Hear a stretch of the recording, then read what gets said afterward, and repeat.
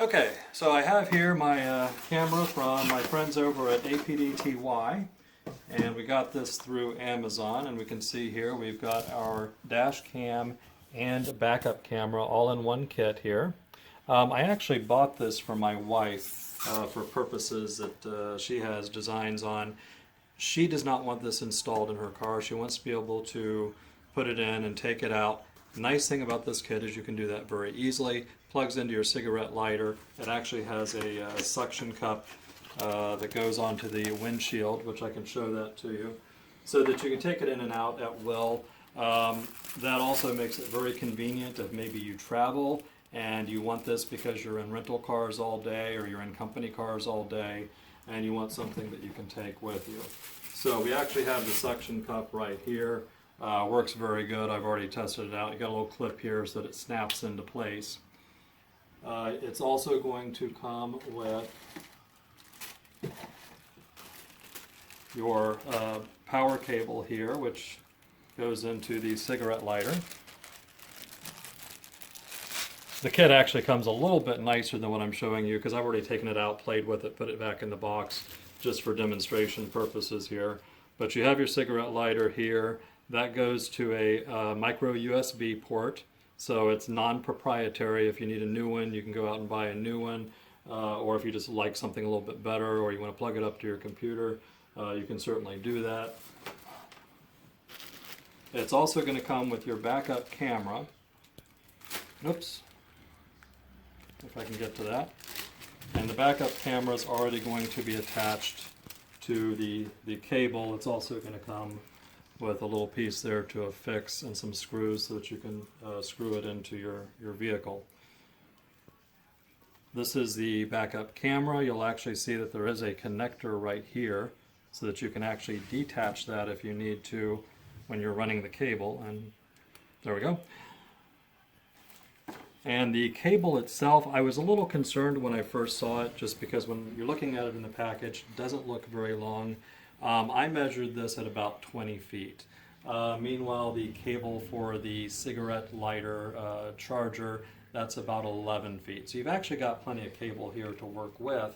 Now, for me, the thing is, like I say, I bought this for my wife, but I want to play with it first. And I have an older vehicle. She's got a newer vehicle. She doesn't need the backup camera. Meanwhile, I've got an old 2003 Santa Fe. It doesn't have a backup camera. It's an older model.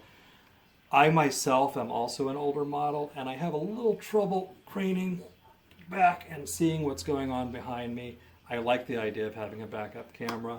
So I'm going to test it out on my car to see how I like it. And you're going to have, of course, the camera itself, the dash cam. So we have the dash cam here. That is going to have ports on the top for the micro USB and for the backup camera. Buttons on the side for the various settings, which you are going to want to familiarize yourself with those. And on the bottom here we have a slot for a micro SD card. You're going to have to purchase that separately. If you're anything like me, you may have 4 or 5 of them in a drawer somewhere. Let's see if we can find one right here. That's just going to slide in to a spring-loaded slot.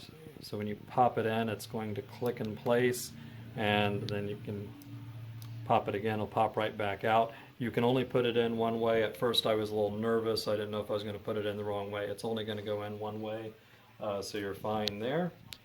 Actually, let me go ahead and just leave that in there. We'll turn this on for a moment. It should have some battery power. It does have an internal battery. It is not designed for running off of that battery, though. That's only so it doesn't immediately lose power as soon as you shut off your car. It is going to shut itself down when it senses it has no external power. Likewise, it's going to turn itself on when you first turn the car on, so that you're not having to think about it each time you get in the car. What else on that? Once again, you do have various settings on here. You're going to want to familiarize yourself with those. And if you're anything like me, you get a device like this, first thing you want to do is play with it, right? Take it out of the package and try to plug in all the different parts and see if you can plug it into your computer, can you plug it into your car. In this case, that is a very healthy thing to do.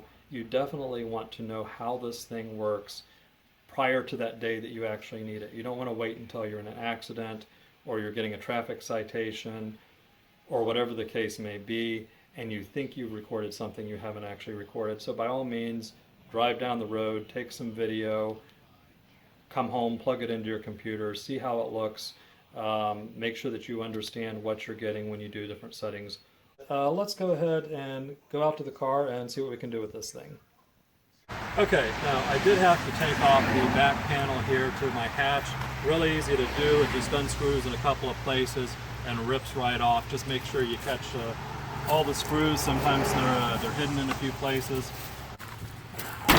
Out the back here we can see that we have the camera right there, right over the license plate. Easy peasy. I wasn't even planning on installing the camera per se, but it was so easy to do. I just started playing with it and it was super easy. I just took my fingers and pushed the wiring right up here under the headboard, ran along the trim, taking advantage of the weather stripping, and running it back for the backup camera in the back. The other wire I ran the other direction down the trim and next to the door to come around eventually here to the cigarette lighter. Plenty of cord for both. I didn't have any problems there. Probably one recommendation I would make if you were doing this for real, go ahead and invest in a cheap set of trim removal tools. It'll help to protect your car so you're not damaging it with a screwdriver. It'll protect your fingers from trying to rip the trim off. Another thing I would suggest is just make sure your hands are clean, because I am seeing fingerprints along here, and I don't know if that's something that I just did in the process of this installation. Otherwise, super easy, 10-15 minutes and I was done. We're ready to go. Now you'll see as soon as I turn on the car and the camera gets power, it's going to boot up on its own. It's going to take just a second for it to boot up, and then you'll see the light will start flashing, indicating that it is in recording mode. It automatically defaults to picture-in-picture, and then we can always change that if we want to. And we're ready to go.